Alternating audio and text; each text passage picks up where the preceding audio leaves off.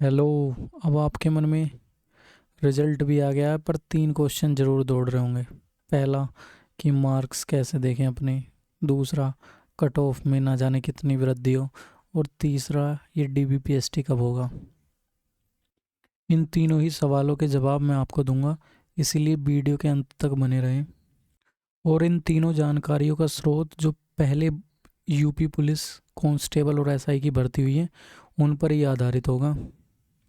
इस वीडियो को स्किप नहीं करना, क्योंकि ये अपने लाभ के लिए नहीं बल्कि आपकी जानकारी के लिए वीडियो बनाई जा रही है। सबसे पहला प्रश्न है, ये मार्क कैसे देखें।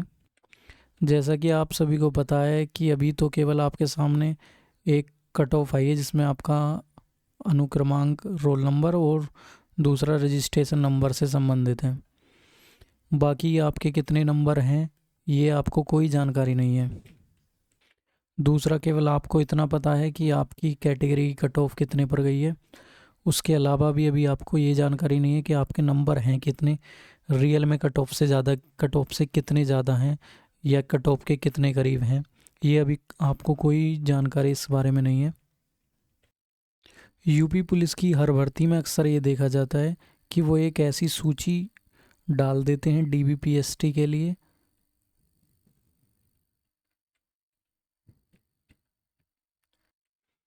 और एक कट ऑफ लगा देते हैं। बाकी उनके नंबर के बारे में कोई जानकारी विद्यार्थी को नहीं हो पाती। इसके पीछे बोर्ड का क्या उद्देश्य है मैं ये तो नहीं बता सकता, पर लेकिन ये नंबर कब बताते हैं मैं ये ज़रूर आपको बता सकता हूँ। अभी आपने हाल फिलहाल की कुछ भर्तियाँ देखी होंगी, जैसे कि 2018 41,520 की, और 2019 की 49,568, 2022-23 की यूपीएसआई, और अब ये 60,000 वाली भर्ती के साथ भी ऐसा ही होगा। देखो, वे अभ्यर्थी जो डीबीपीएसटी के लिए क्वालिफाई नहीं कर पाए हैं या जो फेल हो गए हैं, तो वो तो अपना रिजल्ट के मार्क्स देख नहीं पाएंगे। और जो विद्यार्थी डीबीपीएसटी या दौड़ में फेल हो जाएंगे, वे विद्यार्थी भी अपने मार्क्स नहीं देख पाएंगे।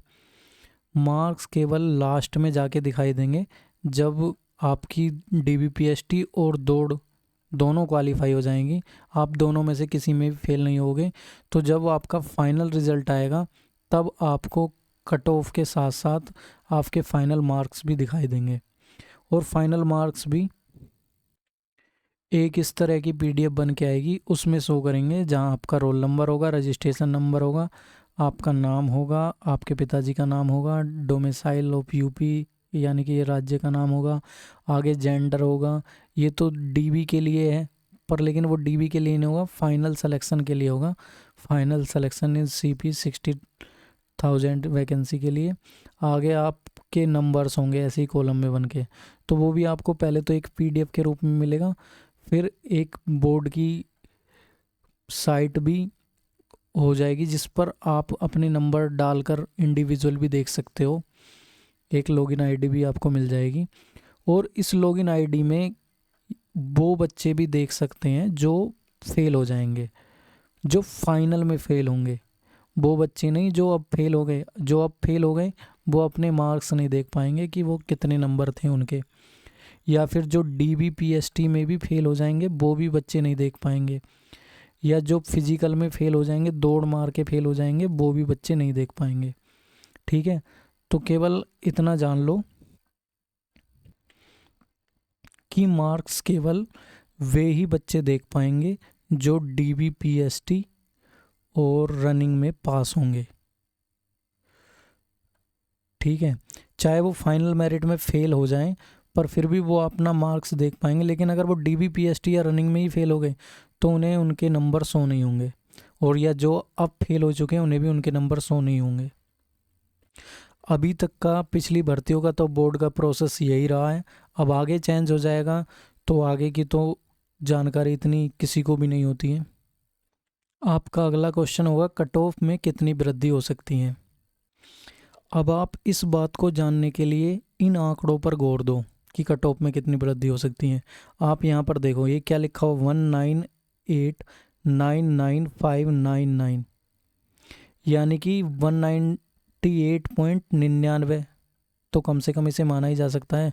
लेकिन अगर 198.99 इतना लंबा लिखने की ने क्या ज़रूरत थी, केवल एक पॉइंट का ही तो अंतर है इसे 199 होने में, तो इसे 199 भी तो लिखा जा सकता था। लेकिन ऐसा क्यों नहीं लिखा, क्योंकि इसे 199 बनने में जो कि हमें लग रहा है 0.00001 का डिफरेंस है, अगर वो पॉइंट भी जोड़ दिया जाता तो यहाँ बच्चों की संख्या में, सैकड़ों की संख्या में बच्चों में परिवर्तन हो जाता, सैकड़ों बच्चे और पास हो जाते केवल 0.00001 ऐड करने पर।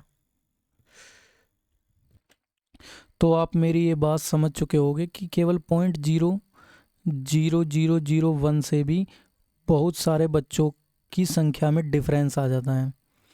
अब रही बात मेरिट कितनी बढ़ेगी, उसके लिए पहले तो फिजिकल और पीएसटी से ये दो क्वालिफाई करने हैं, और इनमें कितने बच्चे पास हो रहे हैं और कितने फेल हो रहे हैं ये भी डिपेंड करता है। लेकिन हाँ, इतना ज़रूर है कि उन्होंने 2.5 गुना से कुछ अधिक बच्चे लिए हैं।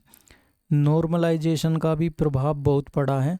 अभी हमें नॉर्मलाइजेशन भी क्लियर नहीं है कि नॉर्मलाइज कितना होगा।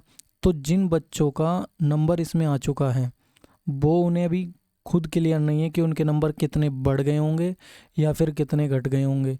तो अपने दिमाग में ये क्लियर रखें कि कट ऑफ कितनी जाएगी, अभी उस पर फोकस ना करके केवल वो अपने अगले पड़ाव DBPST और रनिंग के लिए तैयार रहें। अब आपका आखिरी और लास्ट प्रश्न होगा कि DBPST कब हो सकता है। तो उसके लिए बोर्ड ने खुद बताया है कि महीना दिसंबर की 2024 के तीसरे सप्ताह में आयोजित किया जाना है क्या, अभिलेख की संवीक्षा और शारीरिक मानक परीक्षण यानी कि DBPST दिसंबर के तृतीय सप्ताह में आयोजित होना है। तो तृतीय सप्ताह में आयोजित होना है, इसका मतलब केवल यही नहीं कि तृतीय सप्ताह में, डेफिनेटली तृतीय सप्ताह में ही हो जाए, सेकेंड वीक में भी हो सकता है या फिर थर्ड वीक में ही होएगा, ठीक है। और अगली इन्होंने दौड़ के लिए बताया है कि शारीरिक दक्षता PET जनवरी 2025 के तृतीय सप्ताह में, यानी कि इसके ठीक एक महीने बाद। पर लेकिन बहुत बार ऐसा होता है DBPST चलते हैं, DBPST के दौरान ही वो फिजिकल भी करा देते हैं। जैसे मान लो आज आपका DB हुआ, आप DBPST में क्वालिफाई हुए, तो रात में ही आपका एडमिट कार्ड आ जाएगा रनिंग के लिए और अगले दिन आपकी रनिंग हो जाती है। तो बहुत पिछली भर्तियों में ऐसा ही देखने को मिला है कि DBPST भी चलते रहे, एक दिन एक टीम DBPST करा रही है और अगली टीम जिसका DBPST हो चुका है वो अपना रनिंग कर रही है। तो मेरे द्वारा अभी तक जो आपको जानकारी मिली है आपके लिए हेल्पफुल रही हो तो वीडियो को लाइक कर देना, शेयर कर देना और चैनल को सब्सक्राइब नहीं किया हो तो सब्सक्राइब कर लेना। और अगर कोई भी डाउट आपको हो तो आप नीचे कमेंट बॉक्स में कमेंट कर देना।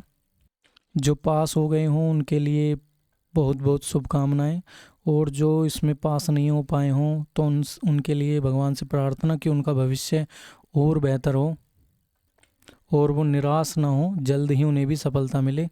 धन्यवाद। जय हिंद।